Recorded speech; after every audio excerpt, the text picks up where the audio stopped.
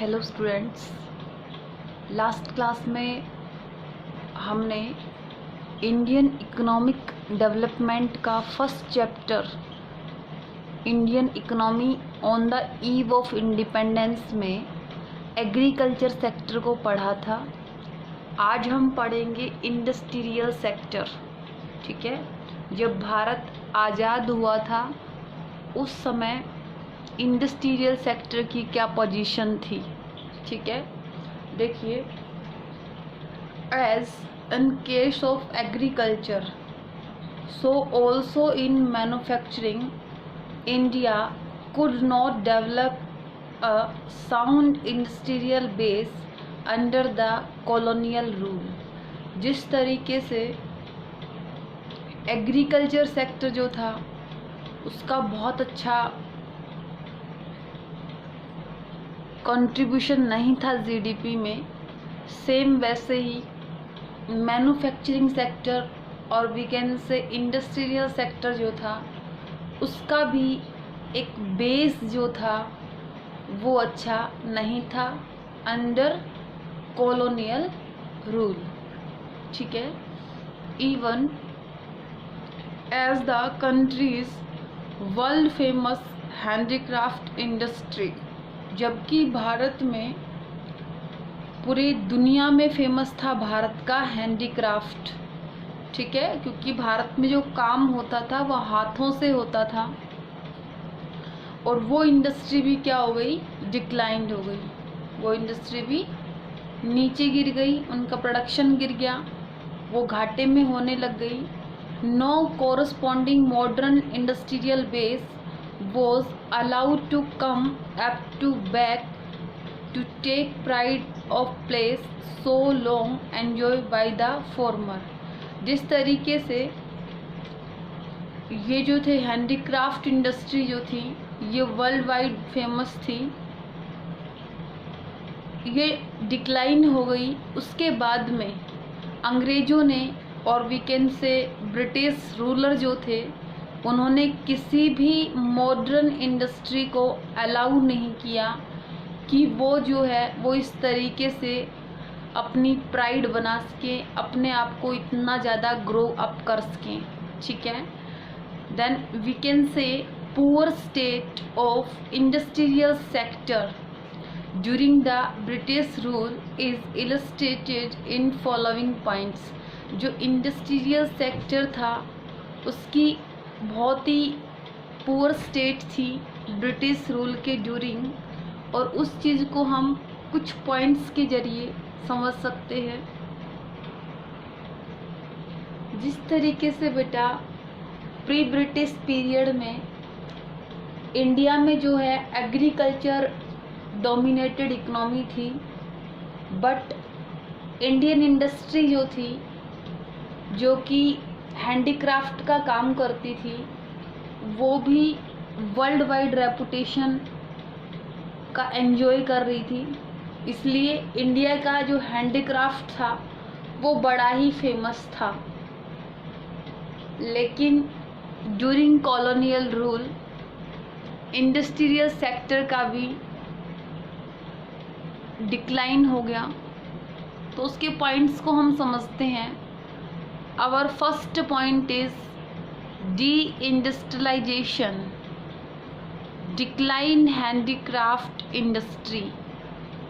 देखो, एक होता है इंडस्ट्रियलाइजेशन। इंडस्ट्रियलाइजेशन का मतलब होता है उद्योगों का विकास करना। ठीक है, जो भी इंडस्ट्रीज़ हैं उनका डेवलपमेंट करना होता है इंडस्ट्रियलाइजेशन। लेकिन डी इंडस्ट्रियलाइजेशन का मतलब होता है उद्योगों के विकास को रोक देना। ठीक है, बताया गया है डिक्लाइन ऑफ हैंडीक्राफ्ट इंडस्ट्री। जितनी भी हैंडीक्राफ्ट इंडस्ट्री थी वो सब क्या हो गई, डिक्लाइन हो गई, नीचे आ गई। ठीक है, जो उनकी ग्रोथ रेट थी वो क्या हो गई, नीचे आ गई। देखो, the primary motive of the colonial government behind this policy of systematic de industrialising India was two fold. बेटा, जो कॉलोनियल गवर्नमेंट थी उन्होंने बड़े ही सिस्टमैटिक तरीके से इंडियन इकोनॉमी में डी इंडस्ट्रियलाइजिंग किया। मीन्स भारत की जो इंडस्ट्री थी उनको ही बड़े ही सिस्टमैटिक तरीके से उनको ख़त्म किया। एक तरीके से देखिए 2 फोल्ड में उन्होंने इस चीज़ को किया। देखो, the intention was first to reduce India to the status of a mere exporter of important raw material for the upcoming modern industries in Britain। सबसे पहले तो उनकी इंटेंशन यही थी कि भारत के स्टेटस को उन्होंने एज ए एक्सपोर्टर कर दिया रॉ मटेरियल का। ठीक है, मतलब भारत जो है वो जस्ट एक एक्सपोर्टर है रॉ मटेरियल का। ठीक है, जो भी ब्रिटेन की आने वाली मॉडर्न इंडस्ट्री थी उनके लिए जो भारत है वो रॉ मटेरियल का एक्सपोर्ट करेगा। ठीक है, second, to turn India into a sparkling market for the finished product of those industry so that their continued expansion would be ensured to maximum advantage of their home country Britain. देखो बेटा, अंग्रेज जो थे वो भारत में व्यापार करने आए थे, तो उन्होंने एक तो भारत के स्टेटस को एज ए एक्सपोर्टर कर दिया कि भारत जो है रॉ मटेरियल बेचने वाला देश है। दूसरा बेटा, उनका जो फिनिश्ड प्रोडक्ट था जो कि हमारे रॉ मटेरियल की हेल्प से बन रहा था, उन्होंने क्या किया, उसको बेचने का सबसे बड़ा बाज़ार जो है वो भारत को बना लिया। और वो क्या करते थे, यहाँ से जो है वो मैक्सिमम एडवांटेज लेते थे, जिससे उनकी होम कंट्री थी ब्रिटेन उसको बहुत ज़्यादा फ़ायदा होने लगा और वो धीरे धीरे अपने आप को एक्सपेंड करने लगे, अपने आप का विस्तार करने लगे।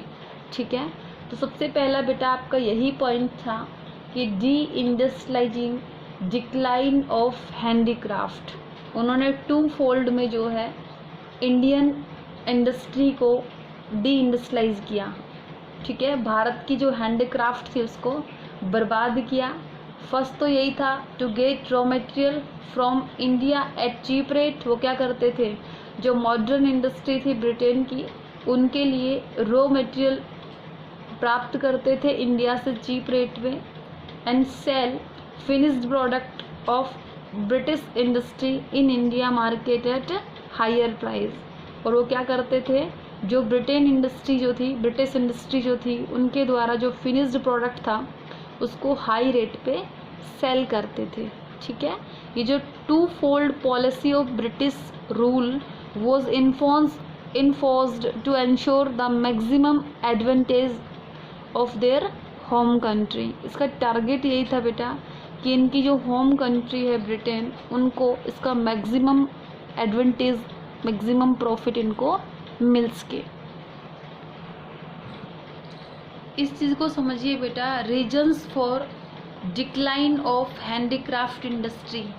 क्या ऐसा कारण था जिससे कि भारत की हैंडीक्राफ्ट इंडस्ट्री जो थी वो नीचे आ गई, उनका प्रॉफिट गिर गया, उनका स्टैंडर्ड गिर गया। देखो, the main reasons for decline of India's renewed handicraft industry was the introduction of discriminatory tariff policy.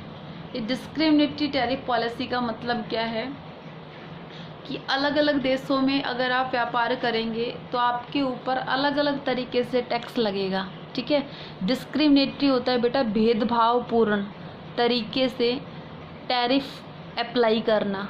ये किसने अप्लाई किया था, कॉलोनियल गवर्नमेंट ने। ठीक है, this policy allowed free export of raw material from India. उन्होंने कहा कि अगर आप हमें रॉ मटेरियल एक्सपोर्ट करेंगे तो आपके ऊपर कोई भी टैक्स इम्पोज नहीं किया जाएगा। Free import of finished goods of British industry to India. और अगर इंडिया जो है वो फिनिश्ड गुड्स परचेज करेगा ब्रिटिश से, ब्रिटिश इंडस्ट्री का, तो भी उनके ऊपर कोई भी टैक्स इम्पोज नहीं किया जाएगा। But heavy duty was imposed on export of Indian handicraft. लेकिन इंडिया जो है अगर वो अपने हैंडीक्राफ्ट आइटम्स को एक्सपोर्ट करेगा तो उनके ऊपर हैवी ड्यूटी टैक्स लगेगा। As a result Indian market was full of finished goods from Britain which were low priced. तो क्या था, वो सस्ते में माल बेच रहे थे कंपेरेटिवली हमारे हैंडीक्राफ्ट के। तो जो हमारी मार्केट थी वहाँ पे क्या हो गया, लॉट ऑफ अवेलेबिलिटी हो गई ब्रिटेन गुड्स की। It lead to the decline of Indian handicraft both in the domestic market as well as export market. ठीक है, तो हमारी क्या हो गई, हमारी जो मार्केट थी वहाँ पे क्या हो गया, जो हमारे हैंडीक्राफ्ट थे वो नहीं बिकते थे, हमारे देश में भी नहीं बिकते थे और हम एक्सपोर्ट भी नहीं कर पा रहे थे। ठीक है, तो इस तरीके से जो है उन्होंने हमारे हैंडीक्राफ्ट को ख़त्म किया। बेटा क्या था, जब अंग्रेज़ आए थे उससे पहले हमारे यहाँ पे प्रिंस होते थे, राजा होते थे, तो वो क्या करते थे, वो हैंडीक्राफ्ट से जो भी कपड़े होते थे वो सब पहनते थे।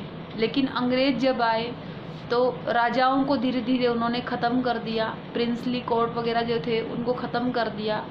तो एक तो हमारे देश में जो है हैंडीक्राफ्ट की डिमांड करने वाले लोग नहीं थे, ख़त्म हो गए थे धीरे धीरे, राजा महाराजा जो थे वो ख़त्म हो गए थे। दूसरा, हमारा जो फॉरेन ट्रेड था उसको लेके उन्होंने डिस्क्रिमिनेटरी ट्रेड पॉलिसी अप्लाई कर दी थी। तो हमारा प्रोडक्ट जो था वो एक्सपेंसिव हो गया था कंपेरेटिवली उनके प्रोडक्ट के, इसलिए हमारा प्रोडक्ट बिकना बंद हो गया था बेटा इंटरनेशनल मार्केट में। और नेक्स्ट थिंग ये थी कि हमारा जो कंपटीशन था, हैंडमेड प्रोडक्ट्स थे हमारे, और हमारा कंपटीशन मशीन मेड प्रोडक्ट से था। इस वजह से, क्योंकि मशीन मेड प्रोडक्ट जो होते हैं वो ज़्यादा टिकाऊ होते हैं, इस वजह से क्या हुआ, हमारा धीरे धीरे हैंडीक्राफ्ट जो था वो डिक्लाइन पे आ गया। ठीक है, तो ये पॉइंट था आपका कि इस तरीके से जो है ब्रिटिश सरकार ने, ब्रिटिश गवर्नमेंट ने हमारा हैंडीक्राफ्ट जो है वो ख़त्म किया। एक और बात बेटा आप देखेंगे, देखिए,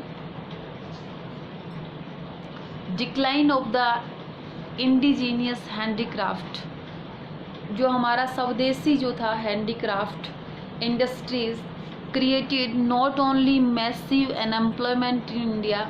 क्योंकि देखो लोग जो थे वो क्या हो गए थे, अगर हैंडीक्राफ्ट इंडस्ट्री ख़त्म हो गई तो उनमें काम करने वाले लोग क्या हो गए, बेरोज़गार हो गए। But also a new demand in Indian consumer market. ठीक है, इससे क्या हो गया, क्योंकि हैंडीक्राफ्ट ख़त्म हो गया तो हमारे देश में एक न्यू डिमांड पैटर्न हो गया लोगों का ना। लोग किसके डिमांड करने लग गए, जो ब्रिटिश प्रोडक्ट थे उनकी डिमांड करने लग गए, और which was now deprived of the supply of locally made goods. और हमारे जो लोकल गुड्स थे जो हमारे देश में बनते थे उनकी सप्लाई क्या हो गई, कम हो गई। ठीक है, this demand was profitable meet by the increasing export of cheap manufactured goods from Britain. तो ये डिमांड किसने कवर की, ब्रिटिश सरकार ने कवर की।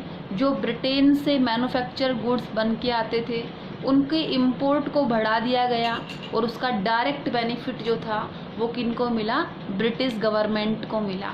ठीक है, इस तरीके से जो था डी इंडस्ट्रियलाइजेशन भी कर दिया, हमारे देश की इंडस्ट्रीज़ को ख़त्म कर दिया, और उनको बहुत भारी मात्रा में प्रॉफिट होने लगा, क्योंकि हमारे लोगों का जो डिमांड पैटर्न था वो अब चेंज हो गया था।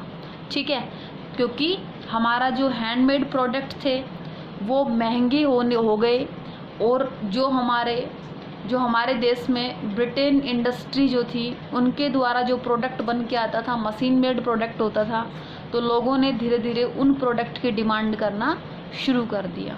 ठीक है, तो अगर हमसे इसी में बेटा जो हमारा इंडस्ट्रियल सेक्टर है उसकी स्थिति का खराब होने के पीछे दूसरा हमारा रीज़न बेटा ये है, adverse effect of decline of handicraft industry. क्या एडवर्स इफेक्ट हुआ इंडिया की इकोनॉमी पे जब हैंडीक्राफ्ट डिक्लाइन हो गया? तो सबसे पहले आप समझ सकते हो, हैंडीक्राफ्ट इंडस्ट्री में जितने भी वर्कर थे उन सब का काम छूट गया, जिसकी वजह से इंडियन इकोनॉमी में high level of unemployment create हो गया। ठीक है। और second thing is import of finished good, और हमारे देश में जो इम्पोर्ट था वो बढ़ गया और एक्सपोर्ट क्या हो गया, घट गया। ठीक है। हालांकि हम रॉ मटेरियल का एक्सपोर्ट कर रहे थे, लेकिन हम फिनिश्ड प्रोडक्ट्स का एक्सपोर्ट नहीं कर रहे थे। जो फिनिश्ड प्रोडक्ट होते हैं उनका एक्सपोर्ट जो होता है वो किसी भी कंट्री के लिए ज़्यादा प्रॉफिटेबल होता है कंपेरेटिवली रॉ मटेरियल के एक्सपोर्ट के। सो बेटा देखिए, high level of unemployment, the decline of Indian handicraft resulted in unemployment on A mass scale. जो हैंडीक्राफ्ट जो था वो डिक्लाइन पे आ गया था, जिसकी वजह से क्या हो गया, बहुत ज़्यादा भारी मात्रा में लोग बेरोज़गार हो गए। The displaced artists were forced to take up agriculture for their livelihood. तो अब क्या हो गया, जो आर्टिस्ट थे बहुत बड़े बड़े, उनको भी क्या करना पड़ा, एग्रीकल्चर पे डिपेंड होना पड़ा अपनी आजीविका कमाने के लिए। This increase the burden of population on village and over crowding in agriculture, जिसकी वजह से क्या हो गया, जो एग्रीकल्चर के ऊपर जो है वो ओवर क्राउडिंग हो गई। ठीक है। जिसकी वजह से डिसगाइज्ड अनएम्प्लॉयमेंट हो गया, मतलब एग्रीकल्चर में उतने लोग लगे हुए थे जितने की रिक्वायर्ड नहीं थे। ठीक है। डिसगाइज्ड अनएम्प्लॉयमेंट का मतलब होता है बेटा छुपा हुआ बेरोज़गार। ठीक है। छुपी हुई बेरोज़गारी, मतलब जैसे कि एक खेत है उसमें 8 लोग लगे हुए हैं, लेकिन अगर 5 लोग लगते हैं तो भी उतना ही प्रोडक्शन हो रहा है, और 8 लोग लगते हैं तो भी उतना ही प्रोडक्शन हो रहा है। इसका मतलब 3 लोग जो हैं वो छुपे हुए बेरोज़गार हैं। ठीक है। तो इसकी वजह से क्या हुआ, जब हमारा हैंडीक्राफ्ट डिक्लाइन पे आया तो हमारा एग्रीकल्चर जो था वो ओवर क्राउडिंग हो गया। नेक्स्ट है बेटा import of finished good, the Indian made goods could not withstand of foreign competition of machine made cheap goods. क्या था, हमारा जो हैंडीक्राफ्ट था बेटा, हमारे जो हैंडीक्राफ्ट गुड्स जो थे, एक तो वो एक्सपेंसिव थे, और एक वो जो फॉरेन कंपटीशन था मशीन मेड प्रोडक्ट्स के सामने, वहाँ पे हमारा हैंडीक्राफ्ट टिक नहीं पाया था। It encouraged the import of manufactured goods from Britain. इसने क्या किया, इंडिया में जो है वो ब्रिटेन जो गुड्स थे उनके इंपोर्ट को इंक्रीज कर दिया। ठीक है। तो ये एडवर्स इफ़ेक्ट हुआ हमारी इकोनॉमी के ऊपर कि एक तो हमारे देश में हाई लेवल ऑफ अनएम्प्लॉयमेंट हो गया, और दूसरा क्या था, हम जो है ब्रिटेन से फिनिश्ड प्रोडक्ट्स को ज़्यादा इंपोर्ट करने लगे। ठीक है। तो नेक्स्ट पॉइंट है बेटे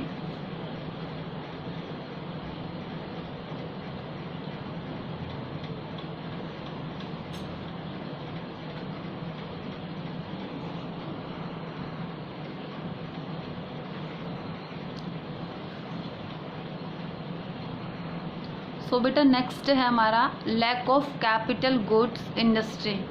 capital goods industry refers to those industries which can produce machine tools which are in turn used for producing articles for current consumption. देखो, कैपिटल गुड्स इंडस्ट्री जो थी वो कैपिटल गुड्स का प्रोडक्शन करती हैं। Capital goods कौन से goods होते हैं, जो प्रोड्यूसर की फिक्स एसेट होते हैं, जो फर्दर प्रोडक्शन प्रोसेस में काम आते हैं, जिनका रिपीटेडली और सेवरल टाइम के लिए यूज़ होता है, जिनको यूज़ करने से डेप्रिशिएशन लगता है, उनकी वैल्यू क्या होती है, डेप्रिशिएट होती है। ठीक है। तो कैपिटल गुड्स में क्या आ गया, मशीन आ गई, प्लांट आ गई। ठीक है। तो ये क्या करते हैं, जो कंजप्शन होता है, करंट कंजप्शन के लिए आर्टिकल्स को प्रोड्यूस करती हैं। ठीक है। तो उस टाइम पे जो है बेटा हमारे यहाँ पे कैपिटल गुड्स इंडस्ट्री का अभाव था। So during the British rule there was hardly any capital goods industry to promote further industrialization in India। बेटा उस टाइम पे जो है भारत में कैपिटल गुड्स इंडस्ट्री जो थी वो बहुत ही कम थी, जिससे भारत में इंडस्ट्रियलाइजेशन नहीं हो पाया था, हम इंडस्ट्रियलाइजेशन को प्रमोट नहीं कर पाए थे। ब्रिटिश रूलर डिड नॉट पे any attention for their promotion. हालांकि ब्रिटिश रूलर भी नहीं चाहते थे कि कैपिटल गुड्स इंडस्ट्री जो है उनके प्रमोशन को वो अटेंशन नहीं देना चाहते थे। क्यों? As they always wanted Indians to be dependent on Britain, क्योंकि वो यही चाहते थे कि हमेशा जो है भारत जो है वो ब्रिटिश इंडस्ट्रीज़ के ऊपर डिपेंड रहे for the supply of capital goods, ताकि हम ही उनको कैपिटल गुड्स प्रोवाइड करें, हैवी इक्विपमेंट्स प्रोवाइड करें। क्योंकि बेटा कैपिटल गुड्स या फिर हैवी इक्विपमेंट्स जो होते हैं उनसे किसी भी देश को बहुत भारी मात्रा में प्रॉफिट होता है, ठीक है। इस वजह से जो था भारत में उस वक्त जो थी कैपिटल गुड्स इंडस्ट्री कम थी, क्योंकि हमारे यहाँ पे हैवी इन्वेस्टमेंट करने की पोजीशन नहीं थी, इतने लोगों के पास पैसे नहीं थे, ठीक है। तो उस वक्त क्या किया इन्होंने, अंग्रेज़ों ने उस वक्त का फ़ायदा उठाया और भारत जो था वो कम्प्लीटली डिपेंड हो गया कैपिटल गुड्स को इंपोर्ट करने के लिए ब्रिटेन पे। नेक्स्ट पॉइंट है बेटा low contribution to GDP, growth rate of new industrial sector and contribution to GDP remain very small. बेटा देखो न्यू इंडस्ट्री सेक्टर जो था उसकी ग्रोथ रेट बहुत ही कम थी, तो सीधी सी बात है कि वो जीडीपी में भी अपना बहुत ही स्मॉल कंट्रीब्यूशन कर पा रहे थे, ठीक है। क्योंकि आपको बता दिया गया है कि इंडस्ट्री जो थी वो न्यू इंडस्ट्री जो थी वो धीरे धीरे ग्रोथ कर रही थी, क्योंकि उनके पास बहुत ज़्यादा हैवी क्वांटिटी में इन्वेस्टमेंट नहीं किया गया था, ठीक है। हमारे पास बहुत अच्छे रिसोर्सेज नहीं थे, हमारे पास कैपिटल गुड्स नहीं थे और हमारा जो हैंडीक्राफ्ट था वो ख़त्म हो गया था। इस वजह से जो हमारा इंडस्ट्रियल सेक्टर जो है वो जीडीपी में बहुत ही स्मॉल कंट्रीब्यूशन कर रहा था। And it's your last point बेटा, limited role of public sector, it's the last point. देखिए the limited area of operation of the public sector was also a significant reason for drawback of industrial sector। बेटा उस time पे जो है public sector के द्वारा जो area operate हो रहे थे, जो भी इंडस्ट्री ऑपरेट हो रही थी वो बड़ी ही लिमिटेड थी, जो कि किसी भी इकोनॉमी के लिए एक बड़ा ही ड्रॉबैक था। क्योंकि सीधी सी बात है प्राइवेट सेक्टर की जो इंडस्ट्री होती है बेटा वो हमेशा मैक्सिमम प्रॉफिट कमाने के चक्कर में रहती हैं, जबकि पब्लिक सेक्टर जो इंडस्ट्री होती हैं वो लोगों के वेलफेयर के बारे में सोचती हैं, ठीक है। तो उस टाइम पे जो है public sector remain confined only to railway जो था वो पब्लिक सेक्टर के अंडर था, पावर जनरेशन जो था वो पब्लिक सेक्टर के अंडर था, communication, ports and some other department undertakings, और कुछ डिपार्टमेंट्स ऐसे थे जो कि गवर्नमेंट के अंडर थे। तो एक लिमिटेड रोल था प्राइवेट सेक्टर का, तो उस टाइम पे पब्लिक सेक्टर का लिमिटेड रोल था। इस वजह से क्या हुआ, प्राइवेट सेक्टर ने ज़्यादा ग्रोथ की और उन्होंने ज़्यादा रिसोर्सेज को ह्यूमन एज वेल एज जो भी फिज़िकल रिसोर्सेज थे उनका ज़्यादा एक्सप्लॉयटेशन किया। बेटा finally it can be concluded that India remain backward in industrial sector during the British rule. तो क्या था कि हमारा जो भारत था उसका जो इंडस्ट्रियल सेक्टर था ब्रिटिश रूल के ड्यूरिंग क्या था, बैकवर्ड था। और ब्रॉडली हमने बेटा 5 पॉइंट्स पढ़े हैं। फर्स्ट इज डी इंडस्ट्रियलाइजेशन, जिसमें क्या हुआ, उन्होंने बड़े ही सिस्टमैटिक तरीके से इंडिया की इंडस्ट्री को डी इंडस्ट्रियलाइज किया, भारत को एक एक्सपोर्टर बना दिया रॉ मटेरियल का और इम्पोर्टर बना दिया फिनिश्ड प्रोडक्ट का, जो कि ब्रिटेन से बन के आता था, ठीक है। वो भारत के लिए भारत जो है उनके लिए एक मार्केट बन गई, ठीक है। दूसरा था बेटा adverse effect of decline of handicraft industry.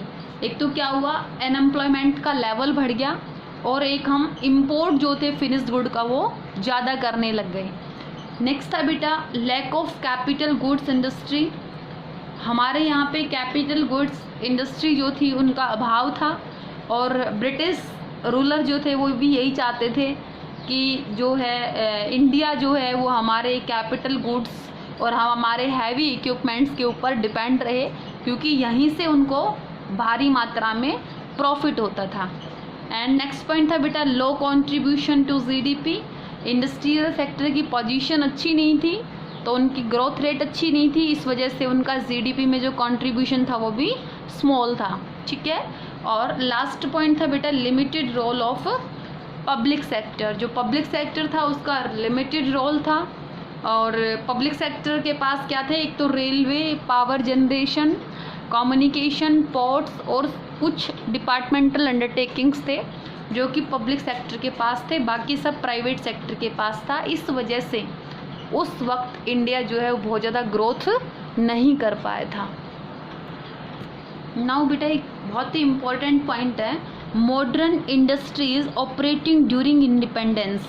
कौन कौन सी ऐसी मॉडर्न इंडस्ट्री थी जब भारत आज़ाद हुआ उस टाइम पे वो चल रही थी। देखो due to initiative of the private sector, क्योंकि प्राइवेट सेक्टर ने अपना इनिशिएटिव लिया, modern industry started to come up during the second half of the 19th century. ठीक है, ये जो था सेकेंड हाफ में जो है हमारी 19th सेंचुरी में कुछ मॉडर्न इंडस्ट्री आई। देखो the industries established in the period was mainly confined to cotton textile and jute mills and their progress remained very low। देखो उस टाइम पे जो था हमारा जो ज़्यादा जो इंडस्ट्री जो थी वो कन्फाइन थी किससे, कॉटन टेक्सटाइल होती थी, जूट मिल्स होती थी, लेकिन उनकी भी प्रोग्रेस क्या होती थी, बहुत ही स्लो होती थी, क्योंकि वो क्या करती थी, रॉ मटेरियल सेल कर देती थी ज़्यादा मात्रा में भारत, तो इनकी जो ग्रोथ थी वो बहुत ही कम थी। ठीक है।